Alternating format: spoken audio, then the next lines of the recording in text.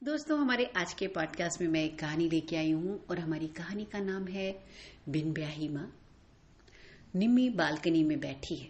आज छोटी बहन रिंकी एयरफोर्स की ट्रेनिंग के लिए चली गई।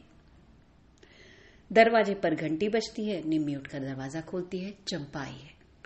चंपा निम्मी को देख करके खुश होती है। चंपा निम्मी की कामवाली है, जो कामवाली कम घर का सदस्य ज्यादा है।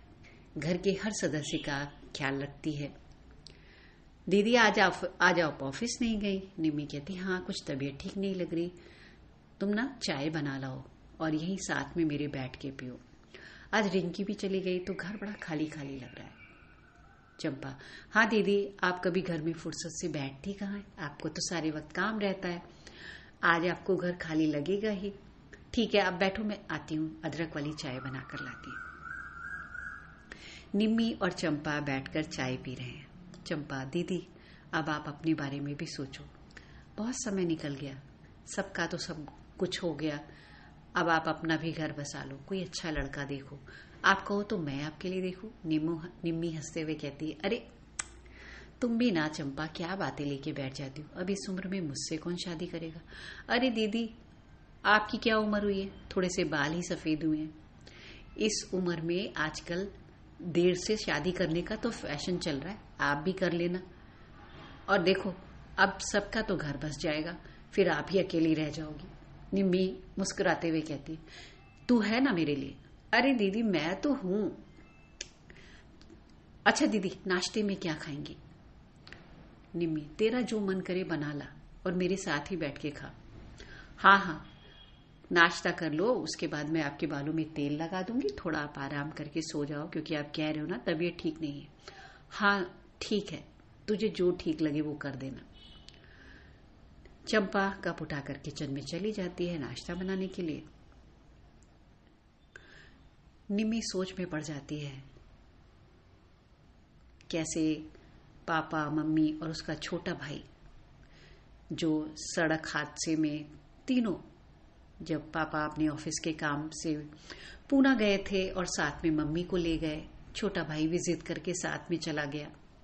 वो तो मना कर रही थी कि पापा मम्मी आप अभी मत जाओ, भाई को भी मत ले जाओ, बाद में चले जाना। लेकिन मम्मी का त्र्यंबकेश्वर जाने का मन था, तो पापा ने कहा ऑफिस का काम है, साथ में तुम भी चली चलना, तुम दर्शन भी कर लेना, तुम्हारा काम भी हो जाएगा और मैं ऑफिस का काम भी निपटा लूंगा।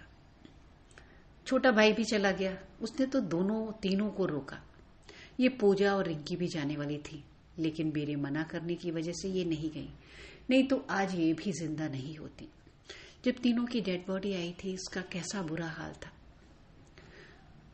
उसने अपनी दोनों बहनों को डेड बॉडी को देखने नहीं दिया था। घर की बड़ी बन गई। अचानक उसने घर की सारी जिम्मेदारियां अपने कंधे पर उठा ली। पापा जिस मैनेजर साहब को जानते थे, जिस बैंक में काम करते थे, निम्मी उन्हीं मैनेजर साहब से मिलने गई और मैनेजर साहब ने एड़ी चोटी का जोर लगा दिया और उसी बैंक में निम्मी को काम मिल गया। काफी तैयारी करनी पड़ी, इंटरव्यू वगैरह दिलाया। मैनेजर साहब को वो अपने पिता समान मानती है। आसपास के मोहल्ले के लोगों ने बहुत मदद की और सबसे ज्यादा मदद तो उसे चंपा से मिली। चंपा उसके ना रहने पर उसकी दोनों बहनों का ख्याल रखती, घर में खाना बना देती। ये समझ लो कि एक बड़ी बहन की तरह। चंपा निम्मी से उम्र में काफी बड़ी है, लेकिन फिर भी निम्मी को दीदी कहती है और बहुत प्यार करती है। आज वो अपनेपन की वजह से ही निम्मी से कह रही है कि घर बसा लो। चंपा सोचती है कि दीदी का भी घर बस जाए। वो ये सब सोच ही रही थी, तभी चंपा, ये लो दीदी, नाश्ता करो, आपके लिए गरम गरम आलू के पराठे बनाए और अपने लिए भी खा लो। उसके बाद अच्छे से बालों में तेल लगा देती हूँ, सो जाना, शाम को फिर आऊंगी, जो आप खाने को बोलोगी वो बना दूंगी। तब तक वो नाश्ता उसके साथ करती है। वैसे दीदी, जो मैंने बोला आप उसमें विचार करना, कोई हो तो जरूर अपना घर बसा लो। देखो आपकी बहनें पूजा, आपने उसका भी घर बसा दिया, वो भी अपने परिवार में खुश है। रिंकी भी ट्रेनिंग को गई हुई है, आप ही तो बचे।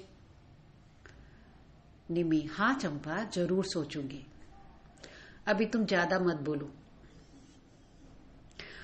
दीदी, आपको ना हर बात ना समझ में नहीं आती है। तभी दरवाजे की घंटी बजती है। चंपा उठकर दरवाजा खोलती है, देखती है कि एक करीब 40 के भीतर की उम्र का कोई होंगे, मोटा सा चश्मा लगाए हुए, देखने में काफी गंभीर। चंपा, दीदी आपके ऑफिस से कोई शेखर जी आए हैं। निम्मी, उन्हें ड्राइंग रूम में बिठाओ। चंपा उन्हें ड्राइंग रूम में बिठाकर चली जाती है। निम्मी आती है। शेखर जी नमस्ते, आप कैसे? वो आज आप ऑफिस नहीं आई, मैंने सोचा क्या बात है, आप तबीयत तो ठीक है, आपने मना बोला ना कि नहीं आना नहीं आ रही हैं, काफी घबरा रहे थे।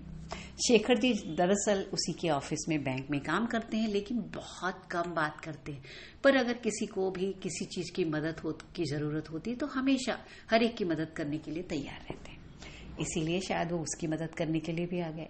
निम्मी, अरे नहीं, बस थोड़ा सा सर भारी हो रहा था, थोड़ा फीवरिश लग रहा है, इसलिए मैंने ऑफिस आने से मना कर दिया। ठीक लगेगा तो कल आऊंगी। आप बताइए क्या लेंगे शेखर जी, चाय कॉफी? नहीं नहीं, मैं तो बस आपके हालचाल लेने आया था, फिर आऊंगा। और उठकर चले जाते हैं।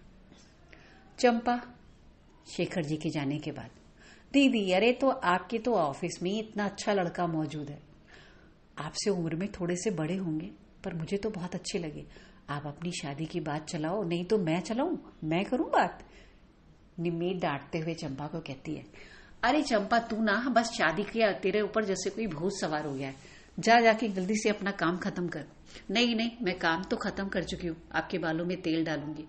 चंपा बालों में तेल डाल के घर की साफ सफाई करके चली जाती है।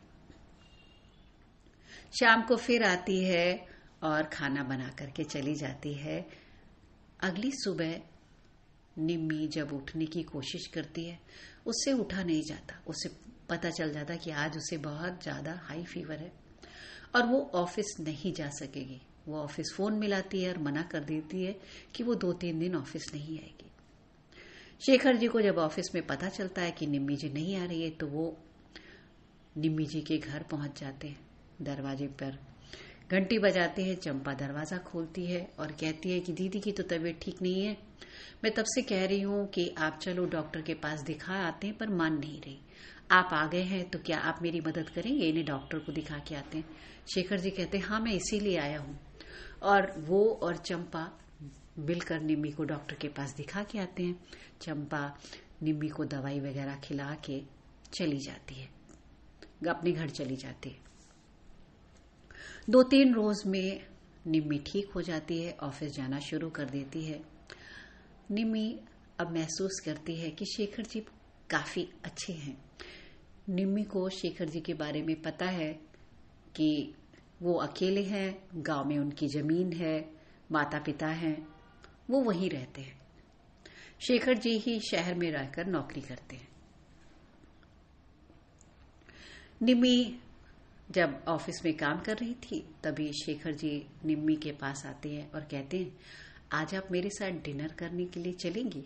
शेखर जी जब ऐसे पूछते हैं तो निम्मी कहती है, आपने तो मुझ पर एहसान किया है, मैं आपको मना कैसे कर सकती हूँ? हाँ जरूर चलूंगी। शाम को जब ऑफिस खत्म हो जाता है तो ऑफिस के बाद निम्मी और शेखर जी डिनर के लिए होटल जाते हैं। खाना ऑर्डर करने के बाद दोनों थोड़ी बहुत इधर उधर की बातें करते हैं। निम्मी शेखर जी से उनके परिवार के बारे में और उनके बारे में पूछती है और शेखर जी निम्मी के बारे में तो बहुत कुछ जानते हैं, लेकिन फिर भी ऐसे इधर उधर की बातें दोनों करते रहते हैं।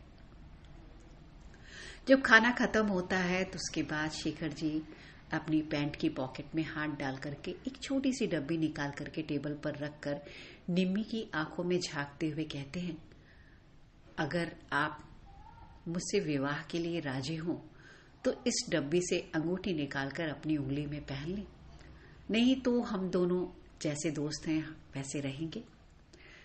निम्मी मुस्कुराते हुए कहती है, अब आप अंगूठी लाए हैं तो मुझे डब्बी से निकालकर पहना दीजिए। शेखर जी कहते हैं, तो आप शादी के लिए राजी हैं? निम्मी, हाँ क्यों नहीं, लीजिए पहना दीजिए। अपनी उंगली आगे बढ़ाती है। शेखर जी जल्दी से अंगूठी डब्बी से निकालकर निम्मी को पहना देते हैं और बहुत खुश हो जाते हैं। तो मैं रिश्ता पक्का समझूं? निम्मी मुस्कुराते हुए और खिलखिलाकर कहती, हाँ पक्का, लेकिन अभी आप ऑफिस में किसी को नहीं बताएंगे, मैं अपनी बहनों को नहीं बताऊंगी, लेकिन जब मेरी बहन छोटी जो है रिंकी, जब मैं उसकी भी शादी कर दूंगी तब मैं शादी करूंगी। आपको अगर तब तक मेरा इंतजार करना मंजूर है, आप इंतजार करेंगे तो जरूर। शेखर जी कहते हैं, अरे मैं आपको बहुत टाइम से पसंद कर रहा हूं, लेकिन मेरी कहने की कभी हिम्मत नहीं हुई। जब मैंने आपके बारे में अपने माता पिता को बताया तो उन्होंने कहा कि रिश्ता पक्का कर दो और बाद में वो आकर अपनी होने वाली बहू से मिलेंगे। निम्मी कहती है, अच्छा तो आपने मेरे बारे में अपनी माता पिता को बता दिया? बोले हाँ, उनको तो पता है और मुझे आपकी सारी शर्तें मंजूर है। निम्मी कहती है, लेकिन मैं चाहूंगी कि आपके माता पिता मेरे साथ आकर के रुके, इस घर में ही रहें, ताकि मुझे भी माता पिता का सुख मिल सके, क्योंकि मैंने भी बहुत कम उम्र में अपने माता पिता को खो दिया। शेखर जी कहते, मैं आपकी सारी संघर्ष और कहानी को जानता हूं और आपको बहुत पसंद करता हूं, आपको एडमायर भी करता हूं, आप बहुत अच्छी हैं। निम्मी अब थोड़ा सा सकुचाने लगती है, क्योंकि कभी उसने अपनी तारीफ किसी के मुंह से सुनी नहीं। इधर रिंकी अपनी ट्रेनिंग कंप्लीट करके वापस आती है तो अपनी दीदी को बताती है, दीदी मैंने अपने लिए एक लड़का ढूंढ लिया है, जो मेरी ट्रेनिंग के सर है, वो मुझे बहुत पसंद है और वो भी मुझे पसंद करते हैं। अब देखिए, हम दोनों ने तो चक्कर चला लिया, आपकी ये लिए एक मुश्किल आसान हो गई, अब आपको मेरे लिए लड़का नहीं ढूंढना पड़ेगा। निम्मी कहती है, तो अच्छी बात है, तो दीदी आप पहले ये पता कर लीजिए कि इस लड़के में कोई कमी तो नहीं, कहीं बाद में फिर आप कहो कि तुमने लड़का जो पसंद किया था वो अच्छा नहीं है। जैसे पूजा ने किया था तो आपने कहा था मुझे बताना चाहिए, तो मैं तो बता रही हूं आपको, आप जल्दी से फाइंड आउट कर लीजिए। निम्मी उस लड़के के बारे में उसके परिवार से मिलती जुलती है, सारी जानकारी इकट्ठा करती है और फिर अपनी छोटी बहन की शादी भी बहुत धूमधाम से कर देती है। फिर एक दिन शेखर जी अपने माता पिता को गांव से लेकर के निम्मी के घर आते हैं और गोद भराई की रस्म करते हैं। निम्मी अपनी माँ की वो साड़ी जो जब वो माता पिता उसके जिंदा थे तो माँ उसके लिए खरीद कर लेकर आई थी। उनका सपना था कि जब मेरी बेटी की शादी होगी तो मैं गोद भराई की रस्म के समय उसे यही साड़ी पहनाऊंगी। आज निम्मी अपने आप को माँ की वो लाई हुई साड़ी में लपेट कर पहना कर आती है और सारी रस्में पूरी होती हैं। जब रस्में पूरी हो जाती हैं तब निम्मी अपनी बहनों को कॉन्फ्रेंस कॉल लगाकर सबसे मिलवाती है, बताती है कि ये शेखर जी तुम्हारे होने वाले जीजा जी और ये उनके माता पिता जी पूजा और रिंकी, और पूजा के और रिंकी के पति दोनों चारों बहुत खुश होते हैं और जोर जोर से फोन पर चिल्लाने लगते हैं, दीदी आपकी शादी के लिए हम यहाँ से शॉपिंग करेंगे, मैं वहां से ये लेकर के आऊंगी, जीजा जी हम आपसे जूता छिपाई में ये नहीं लेंगे, और बहुत खुश हो जाती हैं। और कुछ दिनों बाद सब मिलकर के पूरी शादी की तैयारी करते हैं। चंपा बहुत खुश होती है कि उसकी दीदी का घर बसने जा रहा है और आखिर वो धीरे से कहती भी है, दीदी मैंने जो कहा था शेखर जी बहुत अच्छे हैं, आपको बहुत अच्छा लड़का मिला। कहते हैं ना, देर आए दुरुस्त आए, जब भगवान ना कुछ इंतजार के बाद कोई चीज देते तो बहुत अच्छी देते हैं। और होता भी ऐसा है, शेखर जी बहुत अच्छे पति साबित होते हैं और उसके माता पिता निम्मी को अपनी बेटी की तरह प्यार देते हैं। निम्मी को भी अब अपना परिवार मिल गया है। चंपा बहुत खुश है क्योंकि अब उसके ऊपर से दीदी की जिम्मेदारी थोड़ी कम हो गई है। अब उसे चिंता नहीं रहती कि दीदी को खाना क्या मिलेगा, दीदी का कोई ख्याल रखेगा कि नहीं, क्योंकि अब शेखर जी हैं और निम्मी शेखर जी को पाकर बहुत खुश है। तो दोस्तों, आपको ये कहानी कैसी लगी? अगर आपको ये कहानी अच्छी लगी है तो आप इसे शेयर कर सकते हैं, मुझे लाइक कर सकते हैं, मुझे फॉलो कर सकते हैं। मुझे धैर्यतापूर्वक सुनने के लिए धन्यवाद। मैं उपासना मिश्रा, कुछ सोचे और बोले से